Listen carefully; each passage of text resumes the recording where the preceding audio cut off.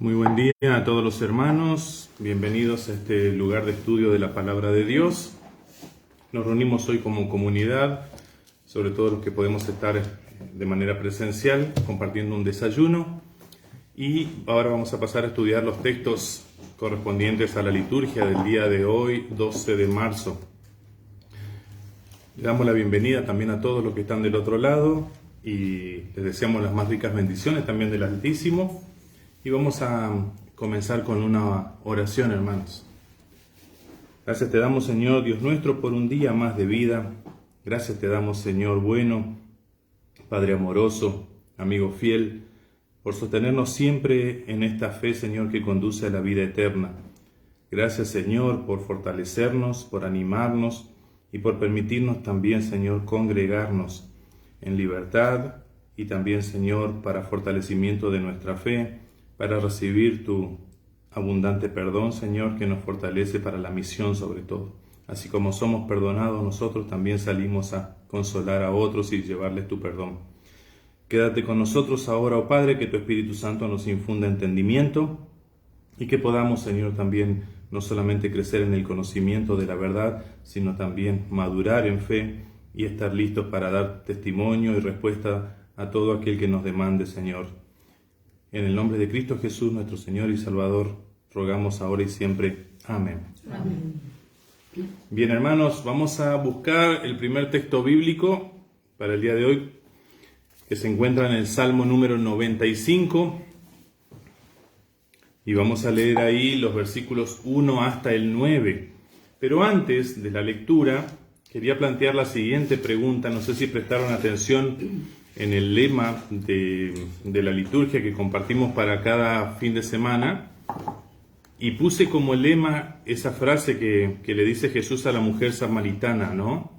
Vosotros adoráis lo que no sabéis. Así le dice a la mujer samaritana, ¿no? Entonces, la pregunta para nosotros a tener en cuenta, ¿y nosotros sí sabemos a quién adoramos? ¿Nosotros sí tenemos pleno conocimiento de quién es nuestro Dios? ¿Cuánto conocimiento tenemos de Él? ¿Hasta dónde le conocemos? ¿Podríamos decir nosotros el día de hoy que nuestra adoración es perfecta? ¿Es completa? ¿Es la que realmente agrada a nuestro Dios? ¿O falta todavía?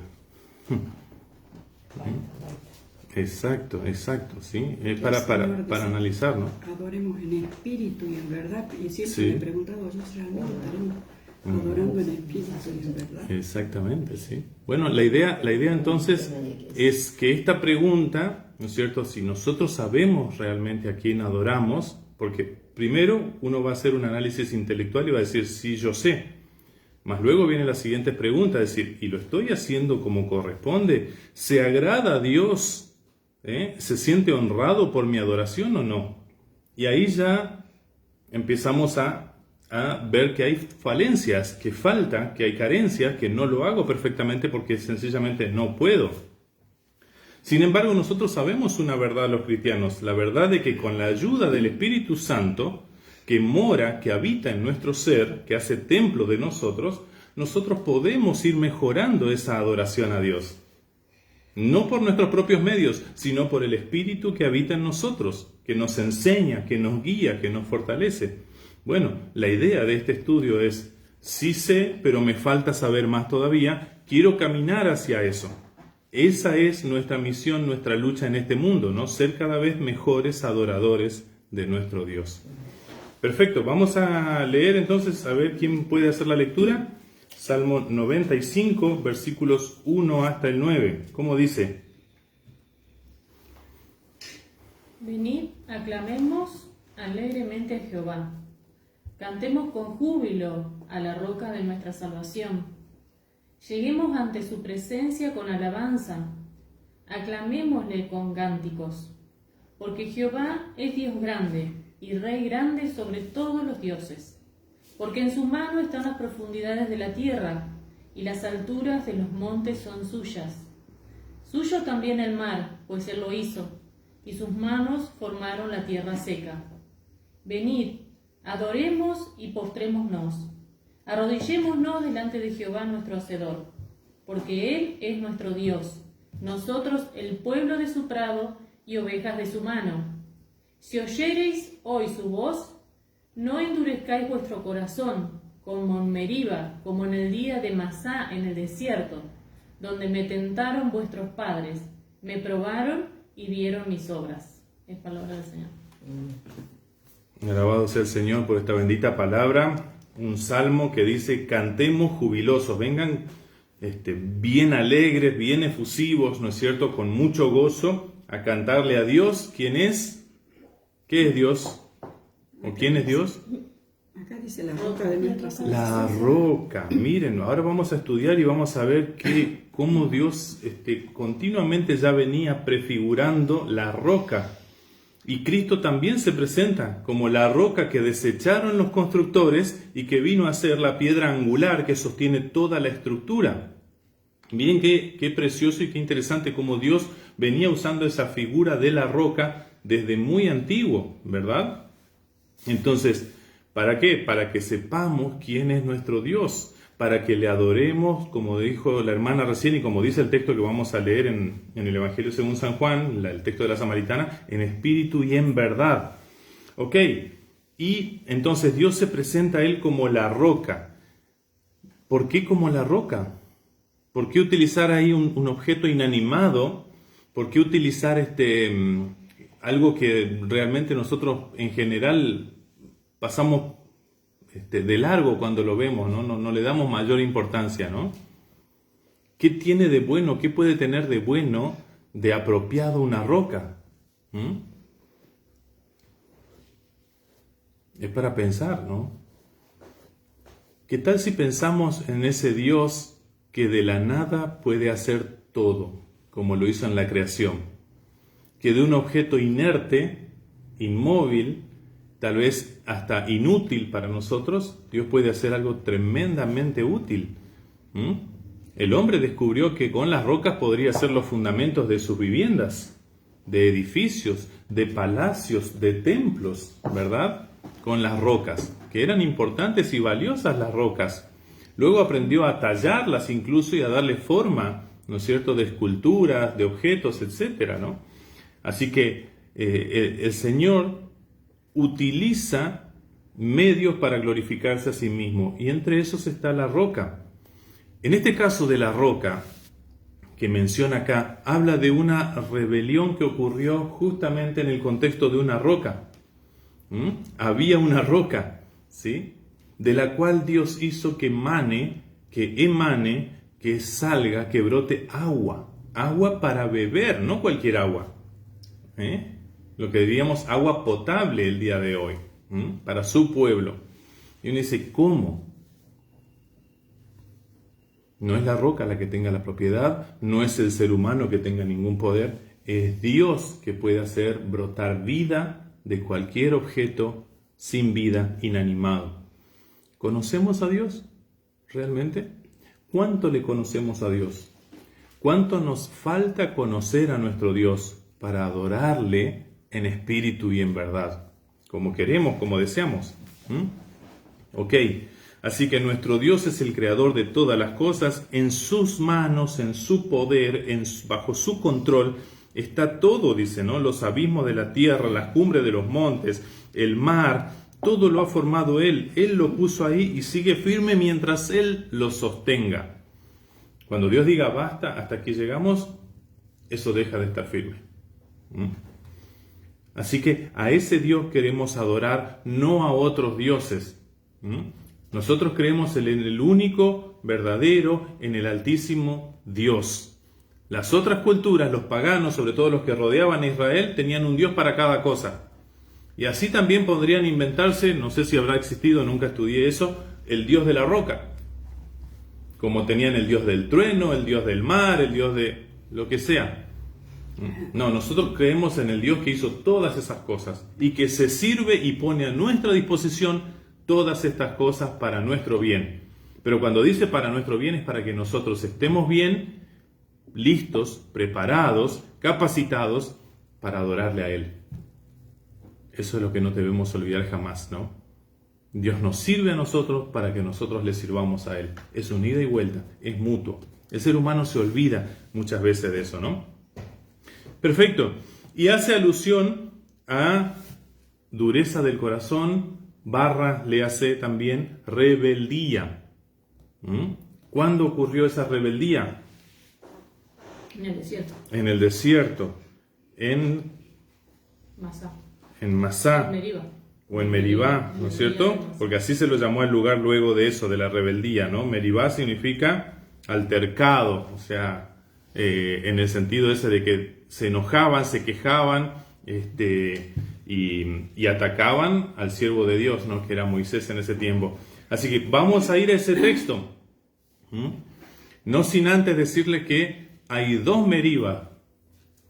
Hay dos situaciones muy similares, casi con una distancia de 40 años de distancia. Así que vamos a ir al texto para el día de hoy, que es Éxodo capítulo 17, versos 1 al 7. Pero voy a pedir que alguien me haga el favor de buscar, mientras tanto, Números capítulo 20. Éxodo sería cuando recién... ¿Vos lo buscás? Sí, Número 20. Éxodo sería cuando recién salieron de Egipto. Ahí a los pocos kilómetros, después de haber el portento, la maravilla de Dios de haber abierto el Mar Rojo para que ellos cruzaran en seco, y luego se cerró para que se murieran los ejércitos perseguidores de Egipto, empiezan a tener calor, empiezan a tener sed, empiezan a sufrir un poco, y ahí que viene la oración, se hincan y piden, por favor, Señor, alivianos, ayudanos. No, el ser humano no adora a Dios, ¿ve? El ser humano, ¿qué hace? Se queja y van y atacan al que lo tienen más a mano, a Moisés. Vamos a leer el texto, a ver cómo dice. ¿Quién lo puede leer? A Éxodo 17, del 1 al 7. Yo leo. Por favor, maestro. Conforme al mandamiento del Señor, toda la congregación de los hijos de Israel partió del desierto de Sin en jornadas cortas hasta acampar en Refidim. Pero allí el pueblo no tenía agua para beber. Así que todo el pueblo discutió con Moisés y le dijo: «Danos agua, queremos beber». Moisés les dijo: «¿Por qué se pelean conmigo? ¿Por qué ponen a prueba al Señor?». Pero el pueblo tenía sed y murmuró contra Moisés y dijo: «¿Para qué nos hiciste salir de Egipto? ¿Para matarnos de sed a nosotros, a nuestros hijos y a nuestros ganados?». Entonces Moisés pidió ayuda al Señor y le dijo: «¿Qué voy a hacer con este pueblo? Un poco más y me matarán a pedradas».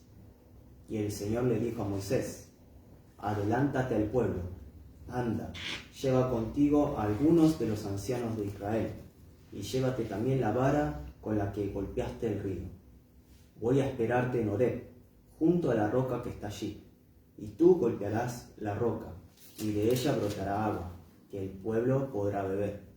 Y Moisés lo hizo así en presencia de los ancianos de Israel.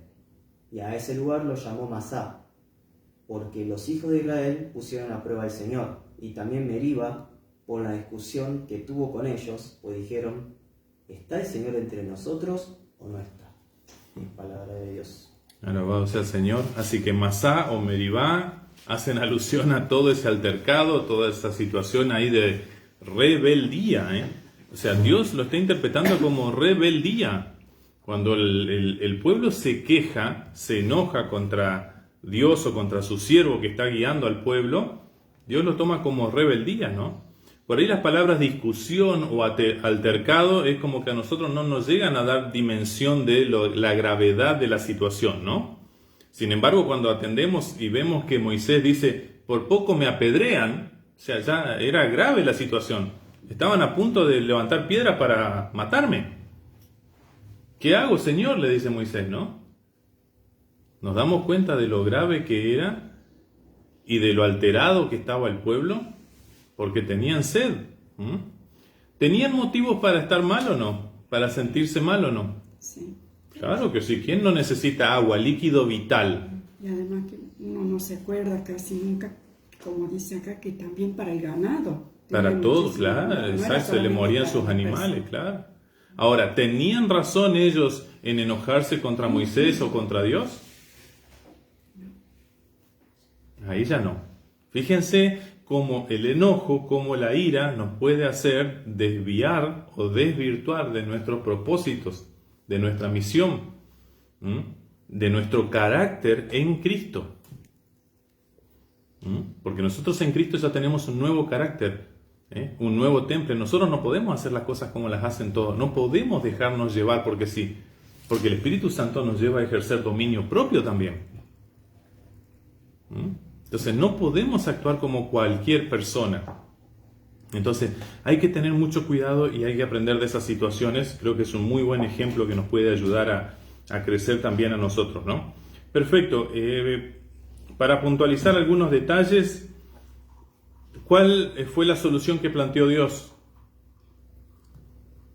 Que llame a los ancianos de Israel, que agarre la vara que había golpeado el río y que vaya, que él iba a estar delante de él. Perfecto. ¿Y que haga qué cosa?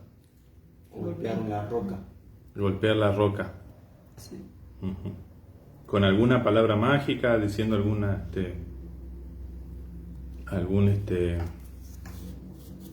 No, ir y golpearlo, ¿no? Sí. ¿Por qué será que le dice primero que agarre esa vara? ¿Por qué será que le dice que junte a algunos ancianos, que serían, entendemos, personas respetables, personas de autoridad en el pueblo? Para la vara, porque tenía que usar la misma que usó antes. ¿Por qué? Tenía que usar la misma que usó antes. ¿Por qué? No, para mí es una ¿Que no cuestión de- servía otra vara? Sí, pero era Para testigos, testimonio. una cuestión de probar su fe también. Yo pensaría más bien que lo de la vara tiene que ver con mostrar que Dios es el mismo. Acuérdense, cuando partí el agua ahí en cosas. Ahora les voy a dar agua. Soy el mismo Dios. Yo no cambio. Ustedes son los que están cambiando. Ustedes son los cambiantes, los incoherentes, los incongruentes. Ustedes son los que no pueden mantenerse firmes con la fe. Yo sigo cuidándolos. Soy el mismo Dios que los sacó de Egipto. Entonces, la vara con eso, ¿no? Y los ancianos, De testigos. Claro, ¿y qué tal si tiene que ver más bien los ancianos con protección, de que no me lo apedreen a mi siervo? Como un grupo de guardaespaldas ¿Por qué? que lo protejan, porque estaba muy enojado el pueblo. Y si ya le iba a dar agua, ¿por qué le iba a dar? Y no sé si sabía, ellos podían no creer que le iba a dar agua en menos de una piedra. Acá dice Si vos me decís, vamos a tal oasis, vamos a tal manantial, a tal pozo, te creo, pero si me decís, vamos a una piedra, ¿me estás cargando? ¿Te estás burlando de mí? de aquí a un poco me apedrearán. O sea, estaba enojado el pueblo contra él, digamos. ¿Qué tal si pensamos eso? Porque nuestro Dios es un Dios práctico. Nuestro Dios es un Dios que se sirve de las cosas simples y sencillas. El hecho de cubrirlo con ancianos tiene que ver tal vez con eso, de que él se sienta un poquito más seguro para ir y cumplir lo que Dios le mandó a hacer, porque probablemente el mismo Moisés también tenía duda de que vaya a brotar agua de una roca.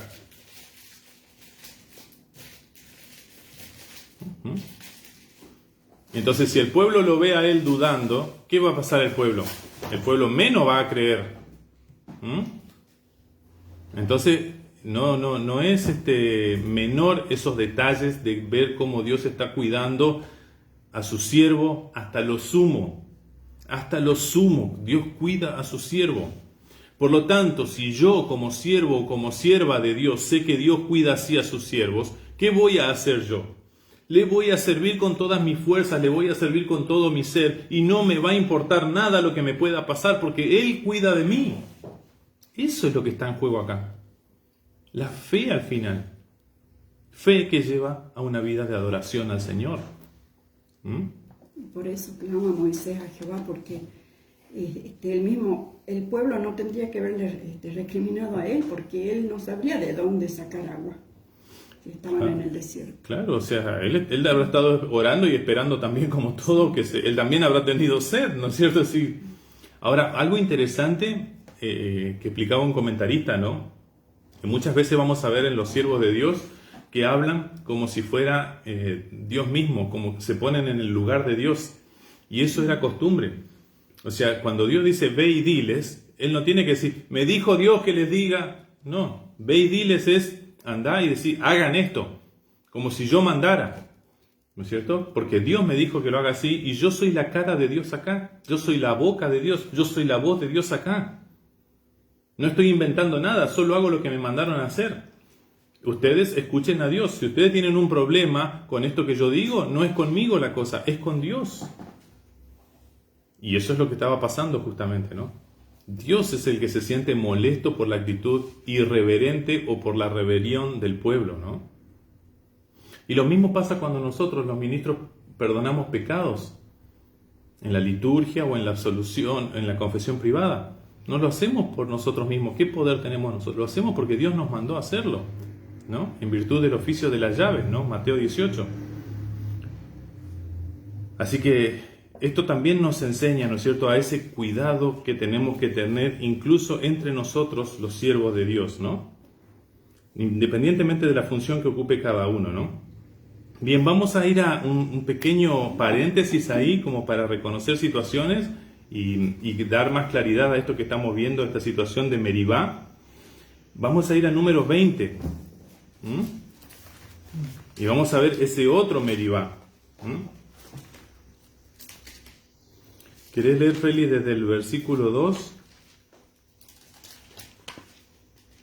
hasta el 11? Bueno. Dice así: Pero la congregación se puso en contra de Moisés y Aarón porque no había agua, y todos hablaron contra Moisés. Dijeron: ¿Cómo quisiéramos haber muerto cuando murieron nuestros hermanos delante del Señor? ¿Para qué trajiste a la congregación del Señor a este desierto? ¿Para que muramos aquí nosotros y nuestras bestias? ¿Por qué nos sacaste de Egipto y nos trajiste a un lugar tan horrible? La tierra no es cultivable y no hay higueras, ni viñas, ni granadas, ni siquiera hay agua para beber. Moisés y Aarón se apartaron de la congregación y se dirigieron a la entrada del tabernáculo de reunión. Allí se posaron sobre sus rostros y la gloria del Señor se manifestó sobre ellos. Y el Señor habló con Moisés y le dijo: Toma la vara y tu hermano y tú y tu hermano Aarón reúnan la congregación y a la vista de todos ellos díganle a la peña que les dé agua. Así sacarás agua de la peña y les darás de beber a la congregación y a sus bestias. Moisés tomó la vara que estaba delante del Señor e hizo lo que el Señor le ordenó. Moisés y Aarón reunieron a la congregación delante de la peña y Moisés les dijo: Óiganme ahora, rebeldes. ¿Acaso tendremos que sacar agua de esta peña? Y dicho esto, levantó su mano y con su vara golpeó la peña 2 veces. Al instante, brotó agua en abundancia y bebieron la congregación y sus bestias. Es palabra de Dios. Alabado sea el Señor. ¿Vieron que es similar la situación? Sí. Sin embargo, hay diferencias, ¿no? ¿Qué diferencia perciben ustedes? ¿En qué se diferencia? Que golpeó la peña 2 veces. Que golpeó 2 veces la peña. ¿Y la anterior vez cuánto golpeó? Una vez. Una vez. Y además, por Pero culpa ahí yo de eso, estaba escuchando, Moisés hizo lo que dijo Dios, así que Dios no dijo ni una vez ni 2 veces, golpea nomás, así dijo. Ahí dice, Moisés hizo lo que dijo Dios. Entonces, no sé a dónde salen 2 veces. estaba Ahí enojado. dijo, Moisés. hizo lo que dijo Dios, dijo. En números. ¿Pero usted está en Números ahora? ¿En el texto de Números? El anterior, ¿Qué pasó con eso? 거기에 하나님이 돌을 쳐라 그랬잖아. 그래서 모세가 장로들하고 가가지고 쳤잖아. 근데 거기는 한 번 쳤는지 2번 쳤는지 안 나와. 그냥 A ver. Moisés hizo lo que dijo Dios. Entonces se sobreentiende que fue una vez. Entonces no sé ni una vez ni 2 veces. No, lo que está diciendo que en Éxodo, cuando leímos, Dios le dijo a Moisés que vaya a golpear a la roca una vez y que Moisés hizo lo que Dios le mandó, pero no dice No que dijo ni una vez ni 2 si lo veces. hizo una vez, 2 veces, pero como lo hizo, Pero se si no le dice 2 veces. sobreentiende que lo golpeó una vez. Claro, por eso, en Éxodo, en el libro de Éxodo, entendemos que Dios le dijo que golpee y él golpeó una vez. No aclara si lo hizo más veces, pero entendemos que fue una. ¿Y por qué podemos entender eso? Porque en Números 20, el texto que estamos viendo ahora, en Números 20 dice, en el versículo 11 dice, dicho esto, levantó la mano y 2 veces golpeó la roca con la vara. En el libro de Números sí dice que golpeó 2 veces. Y por eso no entra. Es que él estaba enojado, porque él les dice, os hemos de hacer salir agua de esta fe. Oíd ahora, rebelde, estaba enojado. Estaba enojado. Pero eso le costó de que no pudo entrar después a la tierra prometida. Muy- ¿Son dos situaciones distintas o estamos hablando de la misma? No, parece que los estudiosos dicen que sí, que son 2 situaciones distintas. ¿Por qué? Por el libro en el que estamos y por la etapa ya de recorrido. Ya habían pasado. Sí, sí, sí, sí. 다른 Sí. 상황에서요. O sea, no te olvides también que Meribá es nombre que se le pone después del altercado, del problema. No es que antes se llamaban así. Entonces, como que por haber tenido una situación similar en 2 lugares distintos, a los 2 los llamaron igual. Pero yo también pienso, onda, ¿no? 한 번은 한 번 줬고 Vi un poco 다른 de 상황에서 explicación de esto que golpeó una vez, digamos, y por falta de fe, digamos, de Moisés de no creerle, volvió a golpear por las A dudas. mí se me digamos. ocurre que como estaba enojado, le pegó 2 veces allí fue en seguidas. arrebato. Sí, 2 veces. Ujú. Pero en el primero también en Éxodo dice, cuando vaya golpea la roca. Eso nomás lo dice Jesús. No dice ahí, no explica si él golpeó 1 o 2 Por veces. eso, Una claro. vez o 2 veces. Le dice, Acá- cuando vaya golpea la roca. Pero el no, hecho- no habla de que ya lo haya hecho, sino es como un hecho futuro a que lo vaya a hacer. Claro. Por lo menos Pero en la dice, palabra como de dice Dios. Teresa, el texto dice que él hizo lo que Dios le dijo. Claro, ahí dice. Claro, pero no sabemos si es 1 o 2 veces. Y, ¿Ves? O sea, sí sabemos, porque acá cuando hizo 2 veces, en número hizo 2 veces, Dios se enojó. Y dice, Y en la otra no dice en Éxodo que Dios se enojó. Entonces quiere decir que hizo tal cual como Dios le dijo. Una vez. El 8 dice hablar de ¿Entiende? pena, pero él golpeó. El problema está ahí está bien. A eso quería llegar yo, que dice Priscila. En este texto de número, él no tenía orden de golpear la roca. Dios no le ordenó que golpee una roca. Dios le dijo, toma tu vara, porque la vara tiene que ir con él para mostrar que Dios es el mismo, y le dice, hablale a la roca para que salga agua. O sea que este iba a ser un milagro superior todavía, ni siquiera iba a haber un golpe.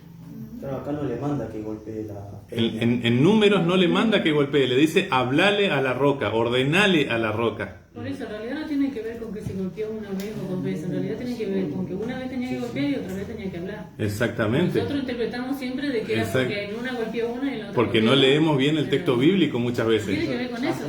Exacto. 그런 조그만 데타들이 다르니까요. 내용이 이제 다른 상황에서 Claro, 어떻게 por eso 하는지 se enoja el Señor. 그렇게 알아주는 거예요. esa es la misma situación.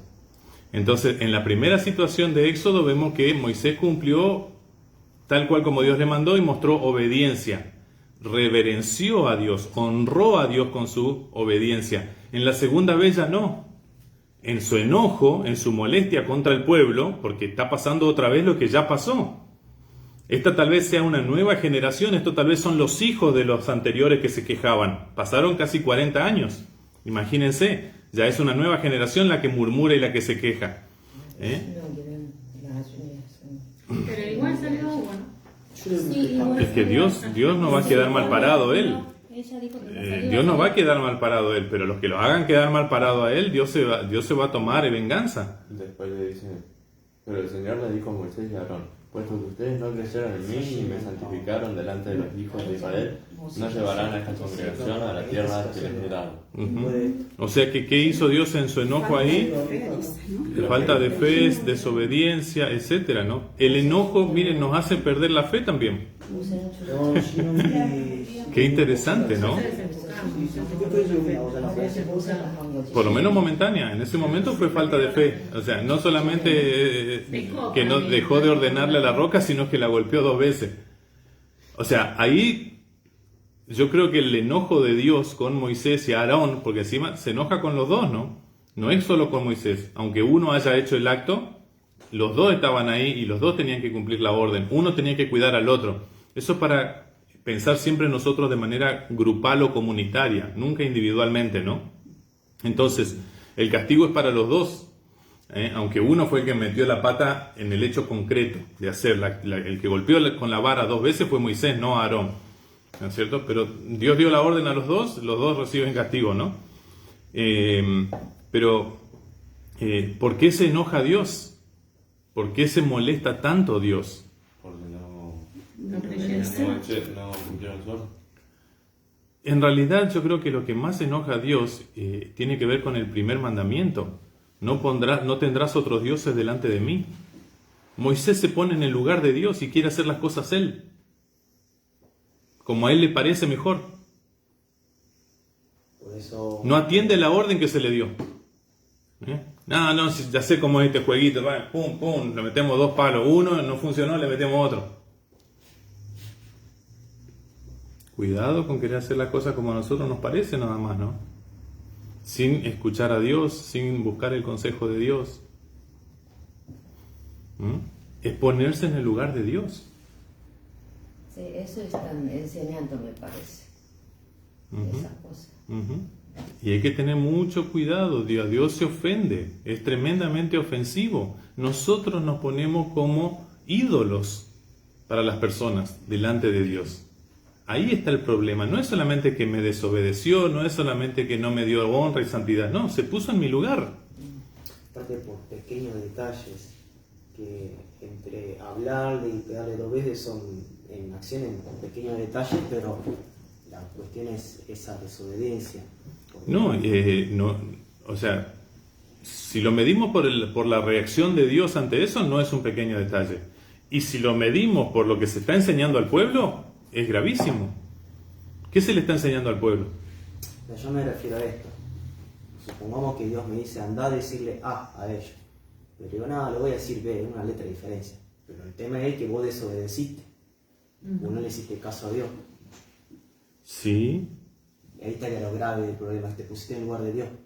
Te pusiste en lugar de Dios, pero además No no le diste la honra, pero además lo que por ahí nosotros no dimensionamos suficientemente es que si Dios dijo que hagas así, muy probablemente Dios tiene propósitos y está contemplando situaciones o consecuencias que yo no puedo medir. ¿Con qué derecho yo cambio la voluntad de Dios y digo o hago otra cosa distinta? Si yo no puedo ver lo que Él ve. Yo no puedo magnificar todas las situaciones como Él sí puede. Es grave realmente, ¿no? Para nosotros parece algo insignificante, pero visto desde los ojos de Dios, y esa es nuestra búsqueda, tiene que ser siempre en la tierra. Tal vez Dios está viendo otras cosas que yo no veo. Aprendo a confiar más bien antes que querer hacer las cosas por la mía y querer salvarme yo solo, ¿no? Creo que eso es lo que está en juego acá, ¿no? Porque aparte que también dice hablar a la peña, yo digo, ¿qué le hubiera dicho a la peña? Danos agua, que salga agua. ¿Qué le hubiera dicho, por ejemplo, no? Entonces eso hubiera sido importante también, ¿no es cierto? Saber, o sea, él agarró y también por ahí después también el pueblo decía, bueno, esto es una vara mágica. Y empiezan a endiosar la vara como la que le hace la magia de la vara. Tal vez son... La varita mágica de Moisés. Hubiera mostrado ahí distintos métodos que él puede usar. Él puede usar una cosa que él creó, él puede usar la palabra, él puede usar como usó su palabra justamente en la creación. Entonces tal vez era eso, ¿no es cierto? Usar la palabra para que se produzca algo, ¿no? Sí, yo creo que es importante también. No es solo una pequeña diferencia, sino tal vez son cosas importantes, distintos métodos que Dios ha utilizado también. Pero por ahí lo que nos puede llevar a pensar esto es cuántas cosas desde nuestra humanidad nosotros consideramos insignificantes, de poca importancia, y para Dios son sumamente importantes, y cuántas cosas al revés nosotros consideramos wow, qué maravilloso, qué espectacular, entonces para Dios son una tontería. Bueno, justo estaba pensando que quizá Moisés, cuando recibió esa orden de hablar a la peña, habrá pensado que es ilógico. ¿Cómo que hablarle? ¿Cómo va a salir agua solamente por hablar? Y le resultó más lógico, encima por experiencia pasada, de haber golpeado. Entonces fue por ese camino, ¿no? Y creo que también... Y tal vez golpeó 2 veces porque la primera vez no funcionó, no salió porque no era la orden. Y entonces golpeó otra vez y bueno, Dios dice, bueno, vamos a darle el agua al pueblo, pero a esto le vamos a dar un tirón de oreja fuerte, ¿no? Muchas veces pasa, sabemos hoy por hoy qué es lo que Dios dice que hagamos, pero no lo hacemos porque no tiene sentido. ¿Cómo vamos a hacer eso? Tal cual. Lo que pasa es que no le dieron la honra, porque el Señor, durante toda la Biblia, siempre habla que la honra es para Él, que nosotros no nos tenemos que llevar la honra. Inclusive cuando Herodes no sé qué hizo y no le dio la honra a Dios, dice que murió comido por gusanos. Sí. O sea que era algo grave. Es grave. Para Dios es grave. Porque ahí tenemos que ir a la esencia del Génesis también. ¿Para qué fuimos creados nosotros? ¿Para qué fuimos creados? Para servir a Dios. Para adorar a Dios, para honrarle, para ser amados por Dios y devolverle con amor. Esa es la máxima expresión de adoración, amar a Dios por sobre todas las cosas, ¿no? Entonces, si se pierde eso, ya está todo mal con Dios, digamos, ¿no? Eso también, y eso me deriva a pensar, por ejemplo, en un punto particular, en Santa Cena, por ejemplo. ¿Cómo es que ahí está el cuerpo y la sangre? No tiene sentido, entonces ya lo toman como un simbolismo, solamente para el Claro. por ejemplo. Sí, siempre hay que tener mucho cuidado con la razón humana, con la lógica que llamamos, ¿no? Muchas veces nuestra lógica va a chocar con las verdades o los misterios de Dios. Y en ese sentido lo único que tenemos que hacer cuando Dios dice algo que nosotros no entendemos es ejercer fe. A Dios le creo, aunque no entiendo. Ya llegará el momento allá en la eternidad con el Señor para que me sean aclarados estos misterios. Mientras tanto, somos gente de fe que vive en fe, ¿no? Bien, por último, para cerrar este tema, el tema del castigo nada más ahí, ¿qué les parece el castigo? ¿Fue justo? ¿Fue leve? ¿Fue demasiado? Y bueno, si lo ha hecho el Señor es justo, pero para nosotros como seres humanos, ellos no lo Ahora, van a con la hacer. tierra prometida, digamos, por lo A mí que- me dio mucha pena que Moisés no pudo ir y llegar. Yo pienso, ¿cuántos años vivió Moisés?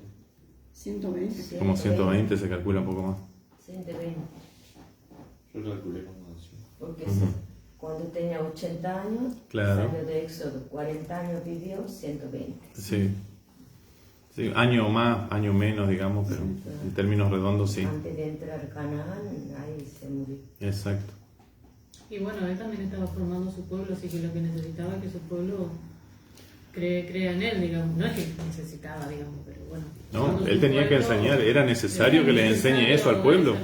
Ellos tenían que ser una nación santa, que sea de bendición a todas las naciones. ¿Cómo iban a hacer eso si no tenían en claro a quién adoraban? ¿Quién era su Dios, no? A mí lo que me hace sentir injusto, parece que no dice en el texto, ¿no? Pero sabemos que Moisés tampoco entró por este problema que tuvo, ¿no? Yo creo que no 40 era por años otro, se no era dice por la que vida, no entra cuando en trajeron el- él no creyó. Eso yo no entiendo nunca. Que me parece que no es que lo Se hizo hizo por tanta cosa. Y bueno, la justicia nuestra no es la misma que la de Dios, ¿no? Dice Era después momento en de la otro cosa que libro. no dice? Sí. Que por haber pegado. No, en el texto Cuando 12. venía ¿No creyó eso? Cuando mandó a los hombres a que entraran a la tierra prometida y vieran cómo era todo y que después volvieron a decir cómo No, era, no. no era. Por eso No, que no, no, pero acá No. dice justo ahí en el 11, en el 12 dice, y por eso no lo dejó. No. La generación dice, a la generación de esta congregación, dijo. No explica exclusivamente a Moisés y a Aarón. Sí, es a Pero ellos yo que le pensé habla. era Pero más dice- adelante, por otro No, lado. no, versículo Ustedes 12 dice- creyeron en mí, ni me santificaron delante de los hijos de Israel, no llevarán a esta congregación a la tierra que les he dado. O sea, Aarón y Moisés no los Le habló, el castigo fue a Moisés y a Aarón, y luego cuando se produce esa situación de los 12 espías, que vienen 10 mintiendo, atemorizados, y solo 2, Josué y Caleb, dicen la verdad, son Josué y Caleb los que reemplazan a Moisés y a Aarón para entrar al pueblo, a la tierra prometida. Yo me quedé con que esa era la situación. Y Aarón no se queda. ¿No? Muere. No se queda en ningún lado, muere. Pero murió, pero por ejemplo Moisés fue a un monte, Nebo, Monte Nebo. Claro. Monte Nebo, El Señor lo y llevó no se ahí. sabe si se lo llevó o murió ahí. Claro. Y Aarón La murió gente- directamente.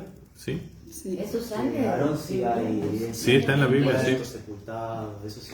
Bueno, pero yo siempre me quedo con esta imagen, ¿no? O sea, a Moisés le tocó ese castigo, ¿no es cierto? Porque realmente era la primera mano de Dios y el castigo fue como el de la primera mano de Dios, ¿no es cierto? La mano derecha, digamos, en ese momento. Pero yo digo, después cuando fue la transfiguración estaba Moisés ahí, ¿no? ¿No? Moisés O sea, Elías. realmente fue su Elías. amigo, pensaba yo, ¿no? El que estuvo ahí era Moisés, o sea, mirá el castigo, pero igual después... No importa, porque estuvo ahí, el ¿no? tema era enseñar al pueblo, formar una nación, ¿no?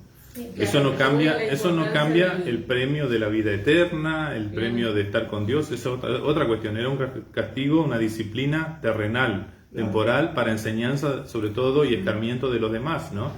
Pero yo pienso lo siguiente, ¿no? En cuanto a pensar que Dios siempre es justo en sus juicios, pensar también que Dios está enseñando al pueblo una cosa muy clara, que Dios no depende de los seres humanos o de sus siervos, Él va a hacer su obra igual. El problema lo tiene el siervo, que hace o no hace la obra que Dios le mandó, que obedece o desobedece, ese tiene problema. Pero Dios va a cumplir sus propósitos igual. Dios va a salvar a todos los que tenga que salvar, quiera salvar. ¿Sí? Entonces, Moisés y Aarón se mostraron desobedientes, tuvieron una caída, etcétera. No perdieron la salvación, pero tuvieron ahí un resbalón, ¿verdad? Perfecto. Dios se levantó 2 siervos nuevos, Josué y Caleb, porque Él no depende de seres humanos. Y se cumplió el propósito de Dios. Pasaron los 40 años de disciplina ahí, formándose como un pueblo, y entraron ahí recién a la tierra prometida. Y así dice en un salmo, no me acuerdo bien, pero como le dice, ¿acaso necesito yo que me den de comer? Algo así, ¿no? O sea, Él nos necesita de nosotros. Y eso es lo que el ser humano no entiende. Es como que si nosotros le servimos mucho a Dios, Dios nos debe algo, nos necesita. No. Hay que entenderlo como un privilegio que tenemos de poder servirlo. Hay que gozarse de poder servir, pero no creer que eso nos lleva a ganar algo o que Dios dependa en algo de nosotros, ¿no? Como decíamos ahí, Moisés, ¿cuánto hizo? 40 años guiando al pueblo. Sí, ¿y qué te debo? ¿Qué? Al fin y al cabo, siervo inútil somos, tenemos que decir, ¿no? Como la parábola de los viñadores, los que trabajaron 1 hora recibieron la misma paga que los que tuvieron todo el día de temprano. ¿Y qué te debo? Le dice el amo de la finca, ¿no? ¿No te estoy pagando lo que acordé con vos? Bueno, no te quejes. Es una lucha. Es una lucha personal.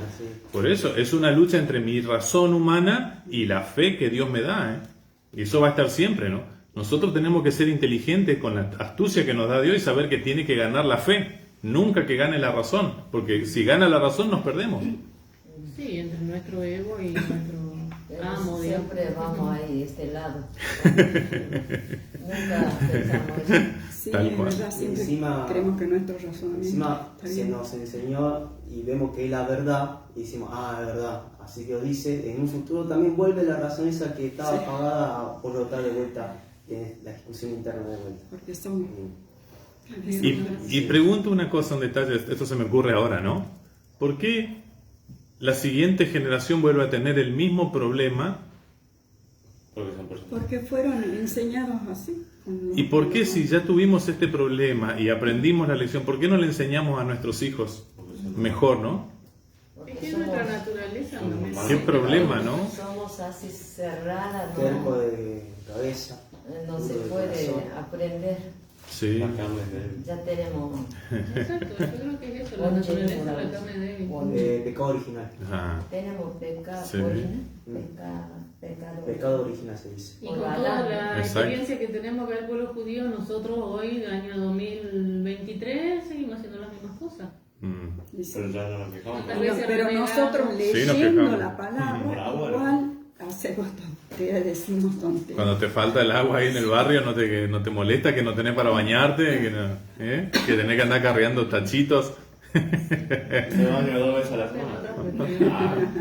Bueno, vamos al Nuevo Testamento, a Romanos capítulo 5, versículos 1 al 8, y vamos a descubrir un paso más todavía que debemos comprender, que debemos aprender en esto de adorar al verdadero Dios y en el trato que nos da Dios, o cómo nos enseña, o cuál es la didáctica que utiliza Dios o pedagogía de Dios para enseñarnos a ser verdaderos adoradores, ¿no? ¿Romanos cuánto? Capítulo 5, versos 1 al 8. Así que es. Romanos 5. Romanos. ¿Alguien lo quiere leer?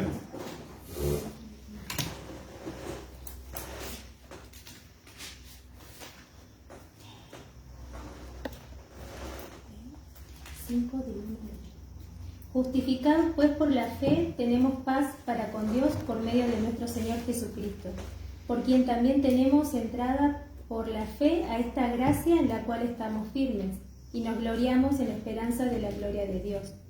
Y no solo esto, sino que también nos gloriamos en las tribulaciones, sabiendo que la tribulación produce paciencia, y la paciencia prueba, y la prueba esperanza, y la esperanza no avergüenza, porque el amor de Dios ha sido derramado en nuestros corazones por el Espíritu Santo que nos fue dado. Porque Cristo, cuando aún éramos débiles, a su tiempo murió por los impíos. Ciertamente apenas morirá alguno por un justo, con todo pudiera ser que alguno osara morir por el bueno. Mas Dios muestra su amor para con nosotros en que, siendo aún pecadores, Cristo murió por nosotros. ¿Hasta ahí era? Hasta ahí, hasta el 8. Palabra de Dios. Bien. ¿Algo que no hayan entendido? Es muy famoso. El texto conocido, famoso, ¿verdad? Ahí saludamos al pastor de la Iglesia Presbiteriana Fundamentalista de Uruguay, que siempre nos acompaña cada domingo. Una bendición muy grande, pastor, para usted.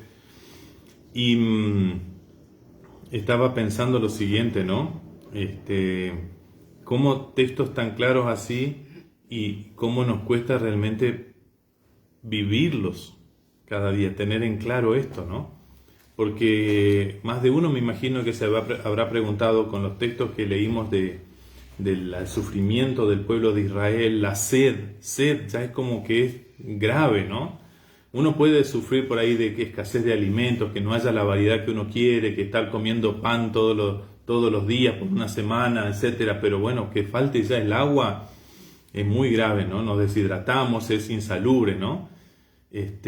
¿Por qué si Dios es tan bueno, por qué si Dios es tan poderoso, tan grande, deja que su pueblo pase por esas situaciones? ¿Qué sentido tiene? Para ponerlo a prueba nada más. ¿Qué Dios sádico? Suena como un Dios sádico, ¿no? Como que se deleita en ver que otro sufre. No, es para nuestro bien. Es para nuestro bien. ¿Cómo, Félix? Para ver si creemos en Él y... Bueno, después...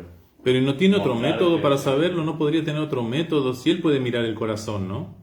Y también dice que nos santifica también lo vamos a hacer fácil. las tribulaciones. Ah. Dios sabe cómo somos nosotros, es por medio de esto que nos fortalece la fe, aumenta Ay, la fe. miren el sistema pedagógico de Dios. Dios ya sabe que el estado de bienestar y confort no nos enseña nada, al contrario, es peligrosísimo, nos aleja de Dios. Ese estado de bienestar y confort se vuelve nuestro Dios y tendemos a cuidarlo y a servirle con todo nuestro ser. Es un ídolo el estado de bienestar. Sin embargo, Dios dice que los sufrimientos producen en nosotros perseverancia, entereza de carácter y esperanza. ¿Cómo puede Dios formarnos como verdaderos adoradores sin el sufrimiento? Sin el padecimiento, sin ese momento en el que nos sentimos tremendamente vulnerables y no nos queda otra que mirar para arriba porque ya al costado no encontramos ayuda. Y ahí sí le reconocemos a Él como el único auxiliador que podemos tener en nuestra penuria, en nuestra tribulación. Así que Dios permite, deja que pasemos, no porque Él se disfrute de eso, no porque Él se goce de que pasemos por mal, no, es porque es absolutamente necesario para forjar nuestro carácter, para llevarnos a la madurez perfecta, para hacernos crecer en fe. De otra manera no crecemos, si no es por los sufrimientos el ser humano no crece en fe, no aprende a confiar en Dios, a entregarse por entero a Dios y a servirle con todo su ser a Dios. ¿Cómo dice el resumen de la primera tabla de la ley? Amarás a Dios. Señor, con todo tu corazón. Con todo tu corazón, con toda tu alma, con toda tu mente, con todas tus fuerzas, se agrega en otro texto, ¿no es cierto? O sea, con todo tu ser vas a amar a Dios. ¿Quién lo hace? ¿Quién cumple ese mandamiento? Que levante la mano. No podemos. Así que Dios necesita instruirnos, enseñarnos y prepararnos para ser cada vez mejores adoradores en este mundo. Porque aquí es donde tenemos una misión. Aquí es donde testificamos que Él es nuestro Dios. Para salvación de otros, por amor a otros. Porque Dios quiere salvar la mayor cantidad posible. ¿Cómo va a ser eso si Dios no tiene un pueblo de adoradores? De testigos lanzados a hacer lo que Dios les mande a hacer. No importa mi riesgo, no importa mi comodidad, no importa mi fama, no importa mis bienes materiales, no importa nada. El Señor dijo, yo hago. Me consagro por entero a Él. Eso se aprende solamente con los sufrimientos. Porque Dios habla por medio de Pedro, en una de las cartas, que los sufrimientos es para que le produzca fe, constancia, que le vaya fortaleciendo eso, como el fuego purifica el oro. Tal cual, tal cual. Usa esa metáfora para explicar. Sí. Para que sea preciosa nuestra fe y que es más preciosa que el oro. Exactamente, debe ser acrisolada, o sea, pasar por el fuego, ¿no? La prueba, la lucha, las tribulaciones, ¿no? Esas penurias, ¿no? Es que yo leía una vez que antiguamente también cuando tenían el crisol, iban derritiendo ahí el oro, y entonces dice que todo la suciedad sube. Y entonces cuando el hombre sabía que ya estaba puro el oro todo, cuando él miraba y se veía su rostro. Está reflejado en el oro, como un espejo. Debe ser el Señor. Nos va mirando y mirando. Y está bueno eso de que la impureza suba, ¿no? El pecado que quede expuesto, ¿no? Confesado, limpiado por Dios, ¿no? O sea, perdonado. Como una metáfora a tal punto de que nuestra fe refleje a Dios. Sí. Podamos ya apareciéndonos a Cristo. Claro. Bien, y termina el texto de Romanos diciendo, pero Dios demuestra su amor por nosotros en que cuando todavía éramos pecadores empedernidos, quiere decir pecadores impenitentes, ciegos, o sea, rechazadores de Dios, aborrecedores de Dios, Cristo vino a morir por nosotros. ¿Quién comete esa locura de ir a morir por aquellos que lo odian? Ahí muestra el amor de Dios, lo grande que es el amor de Dios, ¿no? Bien, una vez que llegamos a la fe y a conocer esa verdad, ahora nosotros hacemos lo mismo. Ahora nosotros también mostramos ese amor por aquellos que nos rechazan, por aquellos que nos odian como cristianos, por aquellos que odian a nuestro Señor. Ahí está la dificultad, ¿no? Ahí está la prueba, ahí está la tribulación, ¿no? ¿Quién quiere ser odiado, despreciado? ¿Quién quiere quedar fuera de un grupo donde se siente bien y cómodo? Todos queremos ser aceptados, todos queremos llevarnos bien, ¿no? Con todo el mundo, ser incluso alabados por la sociedad. Ahí está la dificultad, ¿no? Bueno, tengo que elegir. O Cristo, el principal ejemplo de sufrimiento, el mayor ejemplo de sacrificio por la humanidad, o yo y mis propios dioses, que son vanos, que son pasajeros, que solo van a durar esta vida, 60, 70, 80, 90 años, y basta. Listo, hermanos, vamos a dejar este texto por ahí, aunque daría para hablar muchísimo. Vamos a avanzar porque la idea, el hilo conductor es de si sabemos, si entendemos a quién adoramos, si somos verdaderos adoradores de Dios. Vamos a ir al texto del Evangelio según San Juan, capítulo 4, versículos 5 al 30 y después todavía un pedacito más del 39 al 42.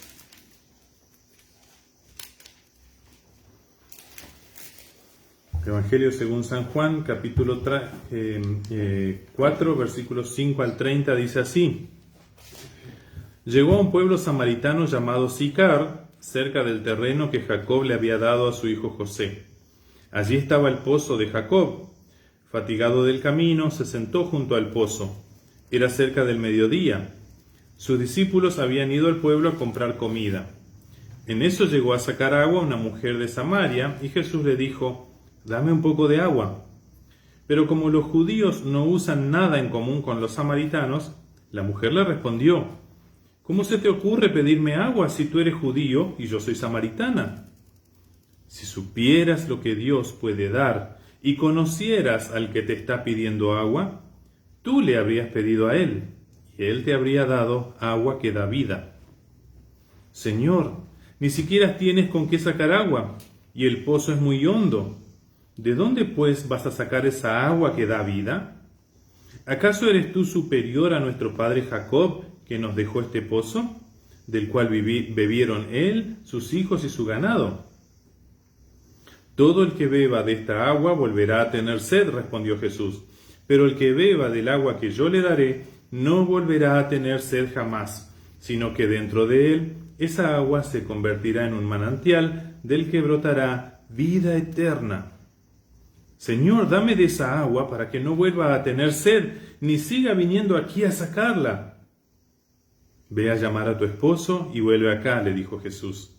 No tengo esposo, respondió la mujer. Bien has dicho que no tienes esposo.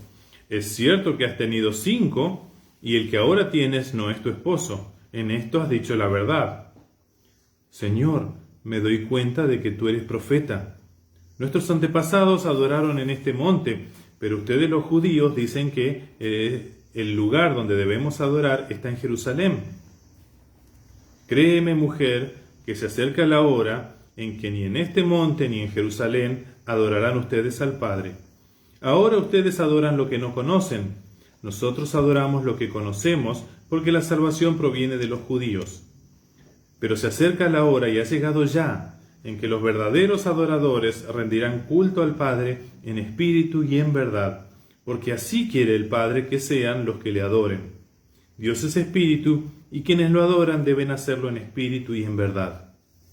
Sé que viene el Mesías, al que llaman el Cristo, respondió la mujer. Cuando Él venga nos explicará todas las cosas. Ese soy yo, el que habla contigo, le dijo Jesús. En esto llegaron sus discípulos y se sorprendieron de verlo hablando con una mujer, aunque ninguno le preguntó ¿qué pretendes o de qué hablas con ella? La mujer dejó su cántaro, volvió al pueblo y le decía a la gente, vengan a ver a un hombre que me ha dicho todo lo que he hecho. ¿No será este el Cristo? Salieron del pueblo y fueron a ver a Jesús. Hasta ahí vamos a leer y luego completamos lo siguiente, ¿sí? Texto, la verdad que archiconocido, muy estudiado, pero acordémonos aquí que el punto es el ser verdaderos adoradores o saber a quién adoramos realmente. Perfecto. ¿Cuánto llegó a entender la mujer de lo que Jesús le estaba explicando? 25. Entendió como Cristo. Entendiendo literal al principio. Claro. El agua del pozo. Ajá. Al principio no llegaba a entender el concepto del agua de vida, parece, ¿no? Sin embargo, parece a entender que este era el Cristo prometido. Porque Jesús había sido claro también, ¿no? Jesús le dijo, acá estoy, soy el que habla con vos. La verdad que si nosotros estuviéramos en la situación que está la mujer ahí frente a Jesús mismo, tal vez dudaríamos igual que ella, ¿no? ¿No será este el Cristo, como dice ella en su anuncio al pueblo, ¿no? Vengan a ver a uno que he conocido, que me dijo todo lo que los desastres que estoy haciendo de mi vida. ¿No será este el Cristo, el ungido de Dios, el prometido de antaño, el Mesías tan esperado? ¿No será este? Dice ella, ¿no? Como hasta buscando que le ayuden a comprobar, que le ayuden a tener esa certeza. Quería creer, ahí está el punto, quería ser una verdadera adoradora de Dios, ¿no? Y ya lo estaba haciendo en verdad al invitar a otros, al llamar a otros lo estaba haciendo, ¿no? Ella ya estaba creyendo, aunque no tenía la certeza plena, pero ya Dios ya había engendrado en ella la chispa de la fe. Esa fe necesita crecer, ¿no? Y sabemos, como leímos los textos, que crece más firmemente, sobre todo a través de las pruebas, las penurias, las tribulaciones, ¿no? Perfecto. Quiero remitirme entonces al texto, ahí me parece el corazón de esta porción bíblica, apelando a la fe, porque ese es el punto. Dios ya nos regaló el don de la fe. Ahora esa fe necesita crecer. ¿Cómo va a crecer? Aceptando o no rechazando, mejor dicho, los desafíos que Dios pone en nuestra vida. El problema está cuando nosotros rechazamos los desafíos, las pruebas, los obstáculos que Dios deja que pasemos para fortalecer esa fe. Cuando miramos para otro lado y nos hacemos los desentendidos, los tontos, porque la verdad que estoy muy cómodo como estoy. Quiero seguir disfrutando de esta vida. ¿Se puede seguir disfrutando mucho tiempo de esta vida sin Dios realmente? ¿Cuánto se puede disfrutar estando con su enemigo, el diablo? Porque si estoy sin Dios, estoy con el diablo. No hay un punto medio. Esa es la tontería por ahí que el ser humano no llega a discernir. Mejor me aferro a Dios, aunque me cueste sufrimiento, dolor y lágrimas en este mundo, que separarme de Dios y disfrutar placeres terrenales, momentáneos y pasajeros con su enemigo, que va a ser destruido. O sea, no es inteligente, ¿no? Para los que les gusta sobre todo usar mucho de la razón, ¿no? Hagamos planteos inteligentes, ¿no? Pero Jesús le dice a la mujer, créeme, mujer, está apelando a la fe, créeme, confía, te estoy diciendo la verdad, esta es una verdad eterna, es una verdad espiritual, es una verdad que trasciende. Ya no te fijes en este monte o el otro, eso pasa nada. Eso fue un tiempo, ya cumplió su función, era sombra de lo que había de venir, pero lo que había de venir ahora ya llegó, ya está, es ahora. Y ahora Dios te enseña cómo adorarle, en espíritu y en verdad. No es lo físico, no es lo que tengo, no es lo que veo, es espiritual, es creerle a Dios. Y en verdad, ¿en cuál verdad? En la que Él mismo nos ha revelado y ha llegado a nuestra vida. Cuando yo recibo esa verdad y no la cuestiono, no la rechazo, no la descreo, empiezo a adorar en espíritu. Y necesito crecer, entonces voy de nuevo a la verdad y crezco en adoración espiritual. Y así continuamente. Y esa es la dinámica de la vida del creyente. Esa es la dinámica de la vida del creyente. Lutero había dicho, ¿no? Las tres áreas, prueba, adoración y... Sí, pero eso Martín Lutero principalmente lo planteaba, yo también estaba recordando eso, pero él lo planteaba como el quehacer teológico. La vida del teólogo pensando en pastores, maestros, ¿no es cierto?, que enseñan al pueblo, ¿no?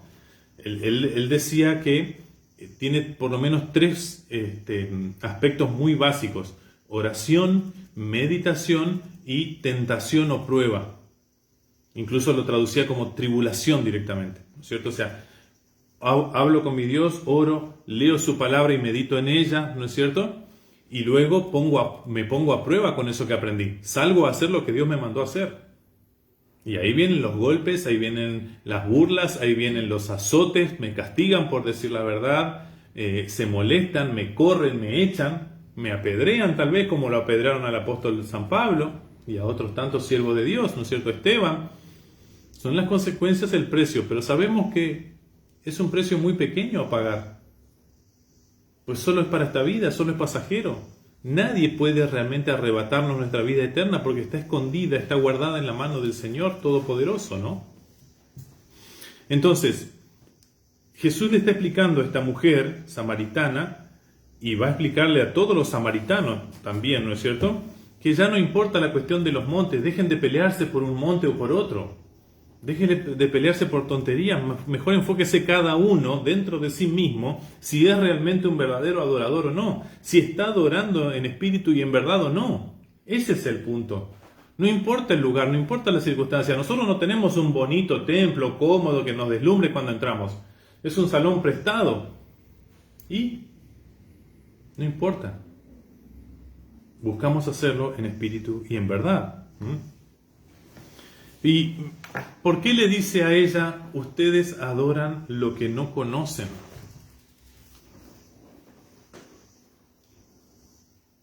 Que es justamente el lema que escogí para el estudio de hoy, ¿no? ¿Por qué le dice cómo adoran lo que no conocen?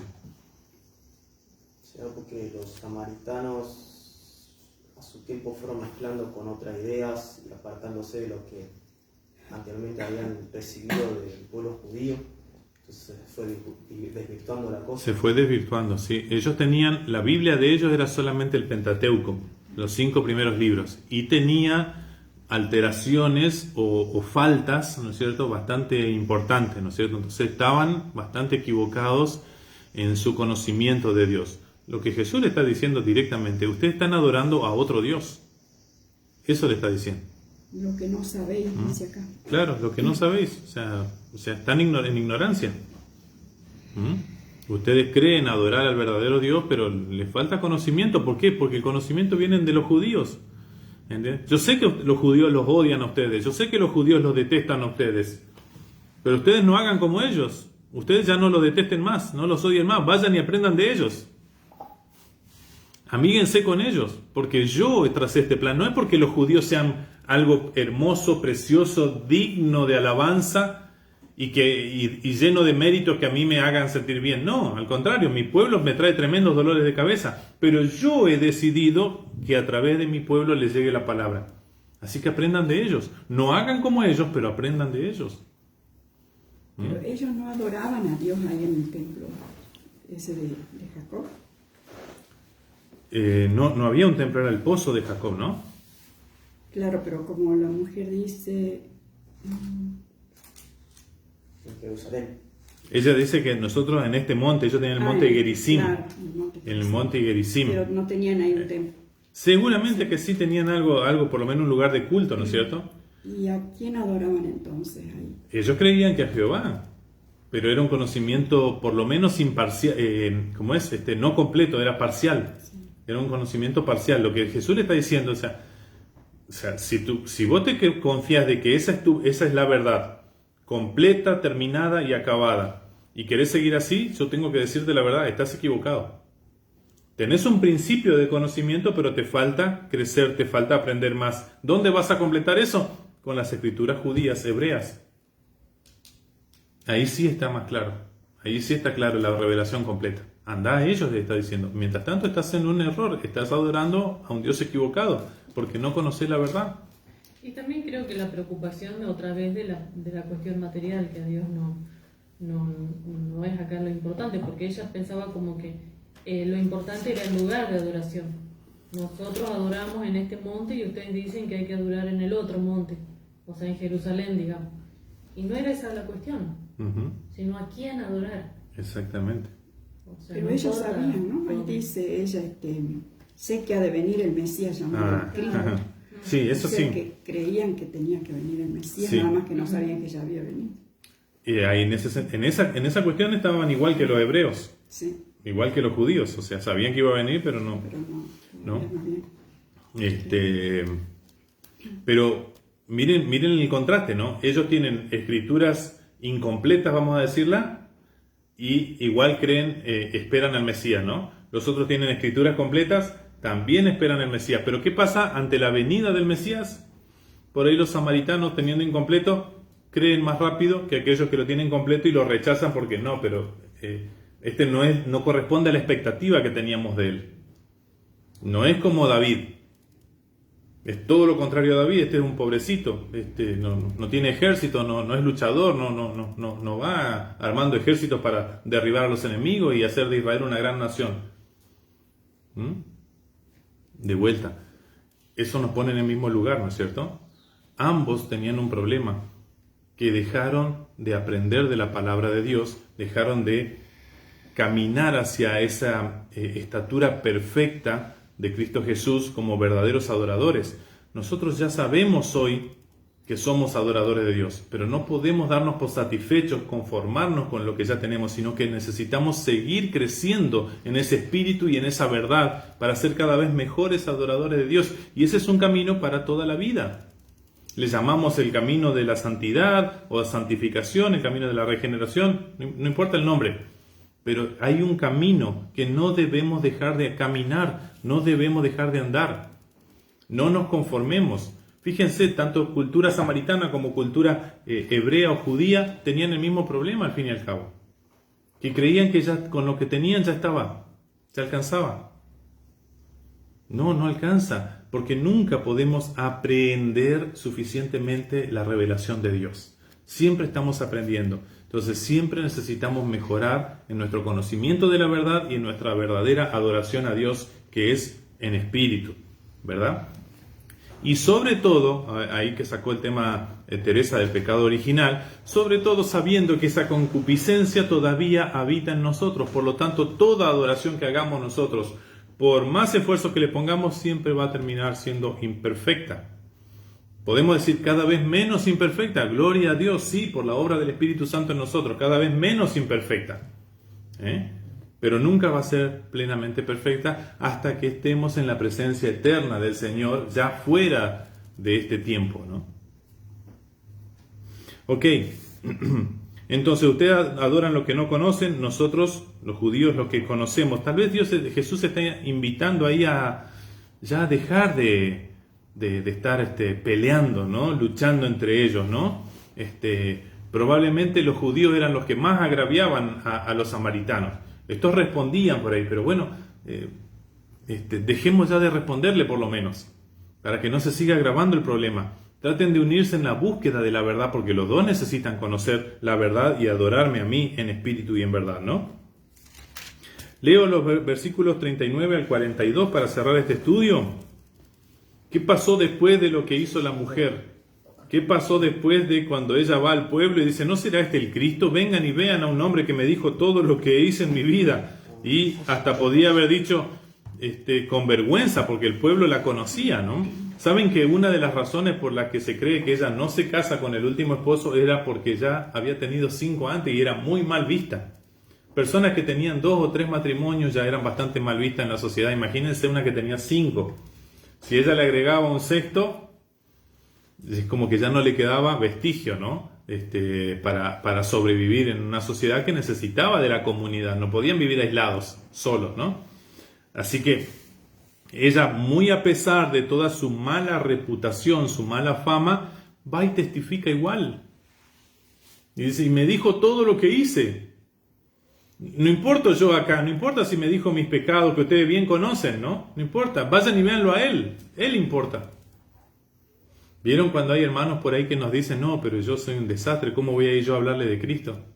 Y vos sos el más idóneo. Un detalle es que acá dice en el 28 que dejó su cántaro, que justo iba en una hora calurosa, donde nadie le veía, justo porque necesitaba agua y ya también le importó que necesitaba agua y fue a contarle acerca de Cristo. Fue a hacer lo que, claro, porque era una oportunidad inmensa, era una oportunidad preciosa, ¿no? Yo me había notado una frase que interesante en eso. Miren, porque ella plantea, ¿no? en el diálogo con Jesús, ella plantea, ¿no es cierto?, el tema del pasado. Nuestros antepasados adoraron aquí, nuestros antepasados nos dejaron las escrituras, nuestros antepasados dicen esto, ¿no? Tal vez antes de llegar a creer en Jesús y en lo que Jesús le decía, el respeto por el pasado en ella impedía que viera la gran oportunidad que tenía ahí presente ante ella. Y tal vez eso es un llamado de atención para nosotros hoy, ¿no? Nosotros que venimos de 2000 años de cristianismo, de 500 años de reforma, etcétera, cuidado, ¿no? Tradiciones. Cuidado, ¿no? O sea, tenemos que tener respeto por nuestros antepasados, por lo que hicieron, etcétera, pero nunca más que al Señor, ¿eh? Nunca más que a Cristo, nunca más que a la palabra. Ojo con eso, ¿no? Son peligros que corremos la iglesia siempre. Lo importante es hablar de ellos y estar advertidos, tener cuidado. Bien, muchos de los samaritanos que vivían en aquel pueblo, ¿cómo se llamaba el pueblo? Sicar. En Sicar, entonces, creyeron en él por el testimonio que daba la mujer. ¡Wow! Miren qué importante el testimonio. Así que dijo ella, me dijo todo lo que he hecho. Así que cuando los samaritanos fueron a su encuentro, le insistieron en que se quedara con ellos. Jesús permaneció allí 2 días y muchos más llegaron a creer por lo que él mismo decía. Entonces, ya no creemos solo por lo que tú dijiste, le decían a la mujer. Ahora lo oímos por nosotros mismos y sabemos que verdaderamente este es el Salvador del mundo. ¡Wow! Miren qué importante que es nuestro testimonio. ¿Para qué? Para llevarlos a Cristo. Como decimos en esa fórmula por ahí evangelística, sobre todo los que estudiamos misiología, ¿no?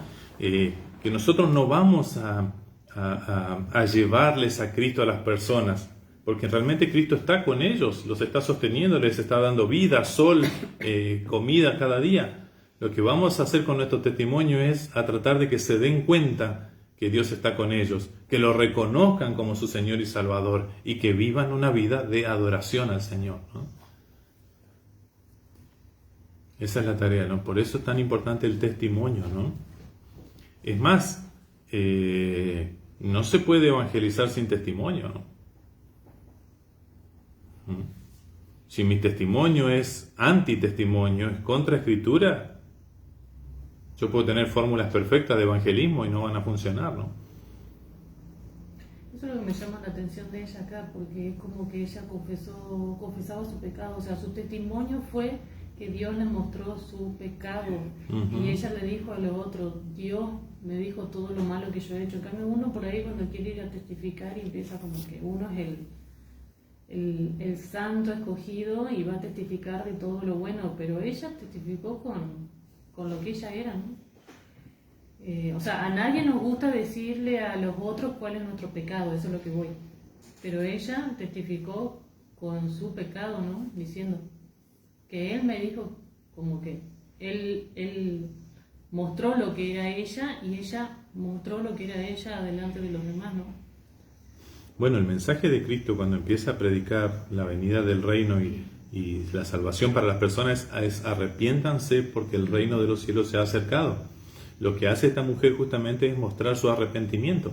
¿Arrepentimiento de qué? Y de pecados, de una vida totalmente alejada de Dios, distorsionada. Entonces ella muestra eso, miren. Ahora empieza un cambio también, está diciendo en mi vida, ¿no? Ahora que conocí al Mesías, a mi Salvador, empieza un cambio, ¿no? Ya no voy a hacer más esa vida. Y probablemente pienso que no hay escrito, ¿no? Esta mujer habrá sido padeciendo por cómo fue viviendo, pero con otras perspectivas diferentes, con la fe, y soportando esa fe, ¿no? Sí. Ahí empiezan otras luchas ya. Claro, otra lucha. Pero bueno, son luchas dignas de sobrellevar, ¿no es cierto? El Señor dice, mi yugo es liviano, ¿verdad? Porque Él va cargando con nosotros la cruz. Porque el mensaje que por ahí se escucha hoy es cuando uno acepta a Cristo, o sea, cree, ya no son los mismos, no sufre menos, o que puede lograr cosas en esta vida, y eso no es la salvación que predica, el evangelio que predica Cristo. Claro. El perdón de los pecados, y para que esa fe que fue dada sea acrisolada, fortalecida, tiene que pasar por penuria. Exacto. Muchas iglesias no predican eso en realidad, predican más como que ahora en esta vida van a tener victoria en este mundo terrenal que tienen, y se alejan de esta eternidad que regala Dios. Por eso es que mucha gente que comienza a ir a una iglesia, al principio están contentos porque todo va bien, pero cuando vienen las pruebas se van de la iglesia. También, sí. Pasa eso, sí. Muchas veces. No fueron tal vez bien instruidos en el sentido de advertirle, ¿no? Mire que acá empieza otro camino, ¿no? Yo me acuerdo a mi amigo el pastor Javier Blachov cuando yo empecé a hablar de Dios con él y luego llego a la iglesia luterana y él me dijo, ¿no? Mira, éramos jóvenes, ¿no? Teníamos 19, 20 años, ¿no? Estudiábamos en Corrientes y vivíamos juntos en una pensión y él me decía, pero vos no creas que todo es color de rosa en la iglesia, ¿no? Esto es un camino con espinas, ¿no? Va a haber lucha, va a haber problemas y va a haber gente que te va a decepcionar y defraudar y bueno, son hermanos también, hay que aprender a perdonar y acompañar, ¿no? Entonces a veces también tenemos que pensar nosotros también, ¿qué le prometemos a la persona que va a venir a la iglesia, no? A veces nosotros también pecamos, ¿no es cierto? Porque le predicamos el evangelio, la persona se arrepiente de sus pecados, etcétera, quiere una vida de cambio y nosotros ¿qué hacemos? Sí, venía a la iglesia, que es lindo y que hacemos... No nos damos cuenta por ahí que estamos haciendo como promesas, hay cosas lindas, pero también hay cosas feas, ¿no? En toda comunidad, en todo grupo de personas, ¿no? Medio discurso de político parece. Y a veces caemos en eso, somos humanos, ¿no? Caemos en eso sin quererlo, ¿no? Bien, hermanos, vamos a cerrar con una oración y vamos a también recibir la bendición de Dios para esta semana que se avecina ya. Hoy es el primer día de esta semana. Por eso es importante congregarnos, estudiar su palabra y estar bien fortalecidos para resistir los embates del maligno. Oremos. Te damos infinitas gracias, Señor Dios y Padre nuestro, por habernos sostenido firmes en la fe, por habernos instruido, enseñado tantas cosas importantes, ricas, Señor, y tan nutritivas para nuestro espíritu. Señor, te pedimos por el testimonio de tu iglesia para que en todo lugar donde haya un verdadero creyente, un verdadero adorador tuyo, esté dando testimonio, esté cuidando, Señor, de la integridad, esté siendo congruente entre lo que hace y lo que cree, Señor, y dando testimonio para que muchos más vean tu gloria y quieran, Señor, rendirse a tus pies, alabarte y honrarte como solo tú eres digno, Señor Dios nuestro. Te damos gracias, Señor, por los hermanos presentes, te damos gracias por los que están del otro lado, Señor, de la transmisión, viendo también. Y te pedimos, Señor, que por aquellos que no han podido venir hoy, para que los sostenga firmes y lo podamos ver el próximo domingo. Señor Dios nuestro, todas estas cosas te las rogamos en el nombre del Padre, del Hijo y del Espíritu Santo. Amén. Amén. Reciban la bendición de Dios. Querido hermano, querida hermana, que el Señor te bendiga y te guarde. Que el Señor haga resplandecer su rostro sobre ti y tenga de ti misericordia. Que el Señor se vuelva siempre hacia ti y te conceda su bendita paz. Amén. Amén.